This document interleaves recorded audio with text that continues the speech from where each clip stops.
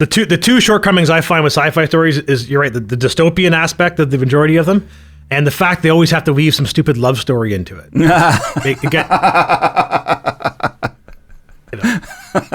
Are all love stories not stupid though? I mean, it's very difficult to tell a love story, isn't it?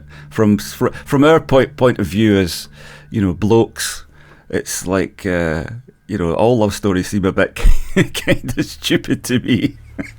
Well, I think part of it's like a perception too. Like at a younger age, like I remember the first time I fell in love.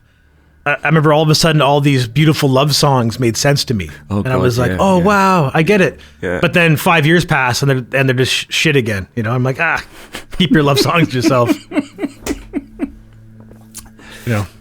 But then there's a lot of songs about falling out of love as well, isn't there? There's probably just as many.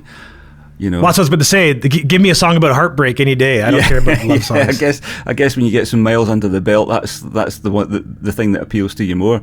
The song I always remember really liking at the time, and it never really gets mentioned now, is "I'm Not in Love" by 10cc. I thought that was a great song, and the technology of that song was fantastic. The multiple voices that they put on it and all of that, and the sentiment I liked as well. This guy who was obviously in a phase of heartbreak, telling himself, "I'm not in love." So I like that song. That's my favourite sort of love song. I should check that one out. I'm not familiar with that one. You don't know it? You see, that's the thing. I think because it wasn't a hit in America, we don't get that feedback. America, I don't mean that you're in America. I don't mean to insult your ethnicity. But you know what I mean? It's that it wasn't a North American hit, therefore it doesn't reflect back to us from there. So we've only got ourselves to reflect it back, and it's been forgotten. But it was as big at the time as Bohemian Rhapsody. It was the same. It was at number one for weeks on end. They used a vocal technique where they had 50, I think that's right, 50 vocal overdubs, 50 harmonies. That's just massive harmonies. Yeah, if you haven't heard it, it'll blow your mind. Well, it might not now, because you would just think, oh, that's just a synth, that's just a sampler. But it wasn't. It was 1975, I think. So it certainly blew my mind. So are you not familiar with 10cc at all? Are they a band that you? Well, it's funny that you mentioned that. Like, I can't ring a bell at all. Now, if I listen to it, I mean, auditorily, it may trigger some memories, right? But my parents' record collection, in hindsight, was much more limited than I thought it was as a child. Right. So, which I mean, and a lot of that's to do with exposure, money, and lack of internet, right? I can't blame them.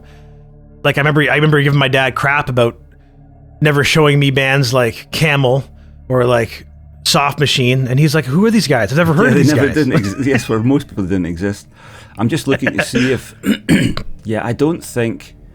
I'm looking at the 10cc discography now, and I'm seeing their chart positions in the UK and Europe and places like that. But they don't even list the chart positions in America, or North America or anywhere like that.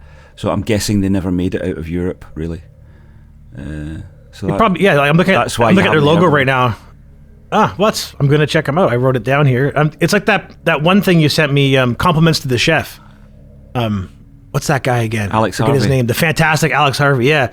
I'd never ever heard of that guy before. And I've listened to that song probably a dozen times since. All right.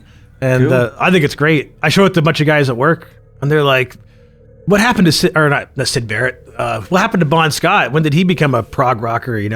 Because he reminds me a lot of Bon Scott. Well, Bon Scott was a big fan. That's a connection I just made recently. Yeah. Oh, that makes sense. Of course, the Scott family and the Youngs were from Scotland. So we count them as one of ours, because our big diaspora is all ours still, So it doesn't matter what generation Scot you are, you're still part of Scotland in some way. So whenever they came to Scotland, their families would receive, lots and lots of tickets for any concert in Scotland. And even when they came to London, they played in London the night before Zappa played in London. And I was sitting in the audience down in London in the Wembley Arena, and I was sort of looking around the audience, and away on the other side of the arena, about 100 meters away, I spotted two guys from my hometown, and I did the binocular thing because I had a pair of binoculars with me, and I thought, that's them, and I started shouting to them across the thing. So we met up, and it turned out they'd been there they'd been given tickets by the band to come down to London and all expenses paid and everything, and I'd seen AC/DC the previous night, and the band had also got them tickets to see Zappa, who they weren't really that fond of, but since they were staying in London, they would do that. So yeah, so Bon Scott, I think the rest of the band looked to the Sensational Alex Harvey band as their sort of heritage, as it were, if you like to think of it like that, because Alex was a well-known character. He wasn't well known to me because I was just a kid, but he was well known in the Glasgow music scene, which the AC/DC boys, even though they were in Australia, would have been in touch with, because every time they came to the UK, that was their bolt hole in the UK. So they spent a lot of time in the UK in the early part of their careers, so they knew all about Alex Harvey. And Bon Scott definitely based a lot of his thing on Alex's delivery, but Alex has got his own peculiar delivery, which is I think absolutely wonderful. I think it's brilliant. And on songs like Give My Compliments to the Chef, the two albums around then, Tomorrow Belongs to Me and The Impossible Dream, and from then on until the last album, is all pretty good albums and pretty amazing songwriting. The main songwriter was Alex, wrote the lyrics and came up with the melodies, but there was Hugh McKenna was the keyboard player, and he came up with all of that. Especially on Give My Compliments to the Chef, the keyboard parts and all the sort of harmonic progressions, that was all Hugh McKenna, sadly now passed. But yeah, they were great. They really were great. And they were the biggest live band in the UK in 1974. And they recorded that, the stuff they had, they recorded that and put out a live album just called Sensational Alex Harvey Band Live. And that is my favourite live album without parallel. It's a brilliant recording done at the Hammersmith Odeon, I think, down in London. And those shows were never filmed. If those shows had been filmed, everybody would know who Alex Harvey was, because the shows were filled with theatre props, and Alex was a big fan of Frank Zappa, and they met at one point, and I wish I knew how that meeting went. So Alex got from Frank the theatrical side of what Frank did, dancing, and they had dancing girls, they had pipers, they had big sets with where Alex would do spray painting and things like that.